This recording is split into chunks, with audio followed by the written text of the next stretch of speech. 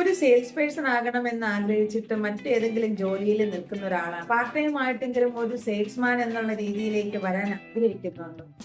ഈ സെയിൽസ്മാൻ എന്നുള്ള ഒരു ജോലി കൊണ്ട് നിങ്ങളുടെ ഇപ്പോഴുള്ള വരുമാനത്തെക്കാൾ കൂടുതൽ വരുമാനം ഉണ്ടാക്കാൻ നിങ്ങൾ ആഗ്രഹിക്കുന്നുണ്ടോ? അവിടെ നമ്മൾ ശ്രദ്ധിക്കേണ്ടത് ഒന്ന് രണ്ട് കാര്യങ്ങൾ മാത്രമാണ്. ഒന്ന്, ഓതറൈസ്ഡ് ആയിട്ടുള്ള ഒരു കമ്പനിയാണ്. രണ്ടാമത്, ഞാൻ ആ ഒരു ജോലി ചെയ്യാൻ കമ്മിറ്റഡ് ആണോ എന്നുള്ളതാണ്. എനിക്ക് ഇത്ര ലക്ഷ്യങ്ങളുണ്ട്, ഇന്ന കാര്യങ്ങൾ നേടണം, അതിലേക്ക് വേണ്ടിയിട്ട് എനിക്ക് ഈ സെയിൽസ്മാൻ എന്ന് പറയുന്ന ജോലി വേണം എന്ന് ആഗ്രഹിക്കുന്ന ഒരാളാണെങ്കിൽ തീർച്ചയായിട്ടും ആ ഒരു രീതിയിൽ വിജയിക്കാൻ സാധിക്കും. നല്ലൊരു സെയിൽസ്മാന് കമ്പനിക്ക് ആവശ്യമുണ്ട്. നല്ലൊരു സെയിൽസ്മാനെ കിട്ടുക എന്നുള്ളത് മാത്രമാണ് ഒരു കമ്പനിയുടെ ഏറ്റവും വലിയ ലക്ഷ്യം.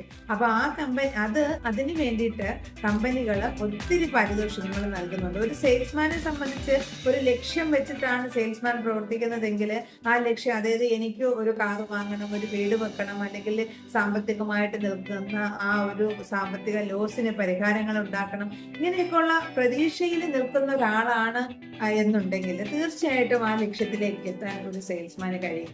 അപ്പൊ ഈ സെയിൽസ്മാന് ഒരു ഗോൾ വേണം എന്നുള്ളത് മാത്രമാണുള്ളത്. വിജയിച്ച ആളുകളെ മാതൃകയാക്കിക്കൊണ്ട് നമുക്ക് മുന്നോട്ട് പോയി കഴിഞ്ഞാൽ സെയിൽസ് മേഖലയിൽ വളരെയധികം ഏൺ ചെയ്യാൻ സാധിക്കുന്നതാണ്. അപ്പൊ സെയിൽസ് മേഖല പല രീതിയിലുണ്ട്. നമുക്ക് പല കാര്യങ്ങളും കച്ചവടം ചെയ്യാം. പക്ഷെ അത് ഓൺലൈനിൽ കൂടിയാണ് കച്ചവടം ചെയ്യാൻ പറ്റുന്നതെങ്കിൽ ഇന്നത്തെ കാലത്ത് അത് വളരെ ഈസിയാണ്. പാർട്ട് ടൈം ജോബാണ് നിങ്ങൾ ആഗ്രഹിക്കുന്നെങ്കിൽ നിങ്ങൾക്ക് ഇത് വളരെ വലിയൊരു അവസരമാണ്. കാരണം നിങ്ങൾ ചെയ്യുന്ന ജോലിയോടൊപ്പം നിങ്ങൾക്ക് ഇതും കൂടി കൊണ്ടുപോകാം. അത് മാത്രമല്ല, ഒരു വീട്ടിലിരിക്കുന്ന ഒരു അമ്മയാണ്, അവരുടെ കയ്യിൽ കാശൊന്നുമില്ല, അവർക്ക് വിദ്യാഭ്യാസം SSLC മുകളിലോട്ടുണ്ട്, നിങ്ങൾക്കും അത് ജോലി ഉപകാരപ്പെടുന്നതാണ്.